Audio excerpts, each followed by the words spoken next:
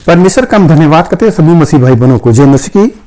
आज का दिन यहोवा ने बनाया है, हम उसमें आनंदित हो। मेरे प्यारो, आइए प्रभु का वचन सुने और अपनी सारी चिंता परेशानियों को प्रभु के हाथ में सौंप दे। क्या जाने प्रभु की दया हो और आप वचन सुनते सुनते भले चंगे हो जाए। तो जो लोग नए, कृपया इस चैनल को सब्सक्राइब कर दो। तो यहाँ पर टाइटल है परमेश्वर पर भरोसा रखो।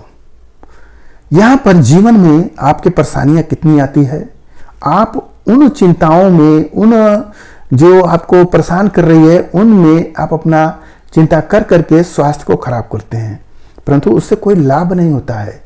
हमारा जीवन दुखों में बीतने लगता है और कोई भी आशा का किरण नहीं होता है। तो हम आज का यह कार्यक्रम उन्हीं लोगों के लिए लाए हैं जो लोग अपने निराशाओं में जिंदगी को बिताते हैं। तो वह प्रभु यीशु मसीह का वचन सुने, जरूर उन्हें आशीष मिलेगा और वो अपने आप को मजबूती महसूस करेंगे।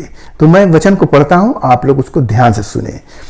यहां पर लूका की किताब अध्याय 12 और वचन 22, आप लोग ध्यान से सुने। फिर उसने अपने चेलों से कहा, इसलिए मैं तुमसे कहता हूं, अपने प्राण की चिंता न करो कि क्या हम खाएंगे, न अपने शरीर की क्या पहनेंगे।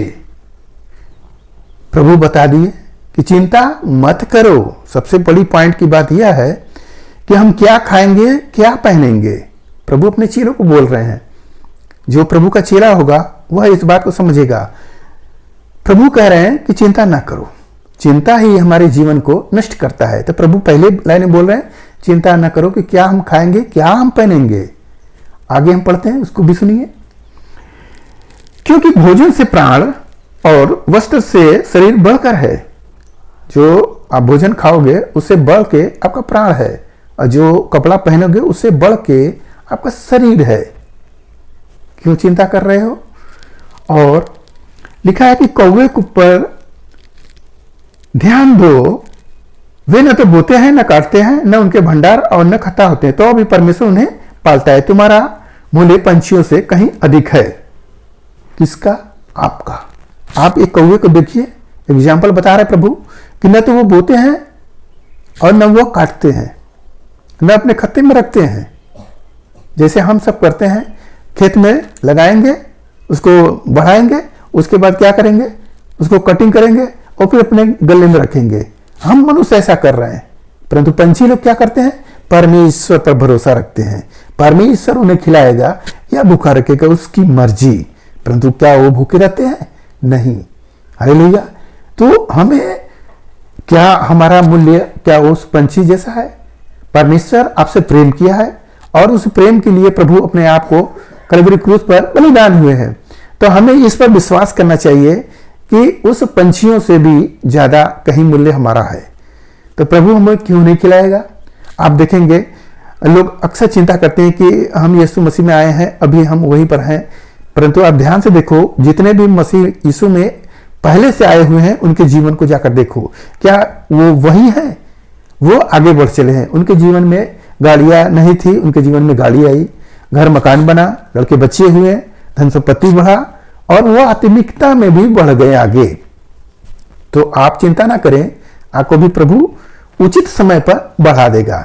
तो हम यदि चिंता कर रहे हैं तो चिंता से हमारा नुकसानी हो रहा है, कोई फायदा नहीं है। यदि कोई व्यक्ति चिंता करे तो उसके लिए भी हम पढ़ रहे हैं, लिखा है कि तुम में ऐसा कौन है जो चिंता करके अपनी आयु में एक घड़ी भी बढ़ा सकता है।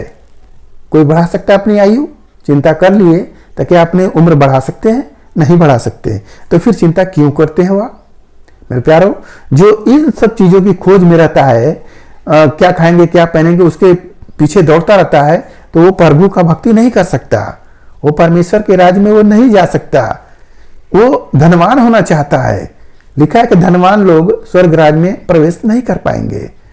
और सुई के नाके में ऊँट का निकल जाना सहज है, परंतु परमेश्वर के राज में धनवान का एंट्री नहीं हो सकता है, वो नहीं जा सकता है। तो हमें धनवान नहीं होना है, हमें गरीब ही बने रहना है। जैसे एक गरीब आदमी प्रभु की भक्ति करते हुए आगे बढ़ जाता है। आप देखेंगे लाजर और धनी व्यक्ति तो लाजर कहाँ जा रहा है? प्रभु के गोद में। और धनी व्यक्ति कहाँ जा रहा है? नरक में। तो क्या आप नरक जाना चाहते हैं? नहीं नहीं, आप प्रभु की भक्ति कर रहे हैं, प्रभु के पिता परमेश्वर के आप गोद में जाएंगे। इसलिए आप आनंदित हो और चिंताओं को छोड़कर प्रभु की भक्ति में आगे बढ़ो। उचित समय पर परमेश्वर आपको बढ़ाकर आशीषों से भर देंगे। जो कमी है आज दिख रही है वह कल नहीं होगी। हालेलुया। तो इस पर विश्वास करना चाहिए। तो परमेश्वर आपके साथ है। हालेलुया। तो मेरे प्यार, आपके लिए हम प्रार्थना करें। मान परमेश्वर, हम आपका धन्यवाद करते हैं इसमें सर आज के दिन प्रभु जो यह वचन मिला, जितने सुने प्रभु उन्हें आशीष मिला, उनके घर परिवार में सुख शांति बनी रहे, सभी लोग भले चंगे रहे। मेरा यह आज के दिन प्रभु जिस भाई ने इसी कार्यक्रम में देखा उन्हें आशीषों से भरते। धन्यवाद करते प्रार्थना यीशु मसीह के नाम में, आमीन।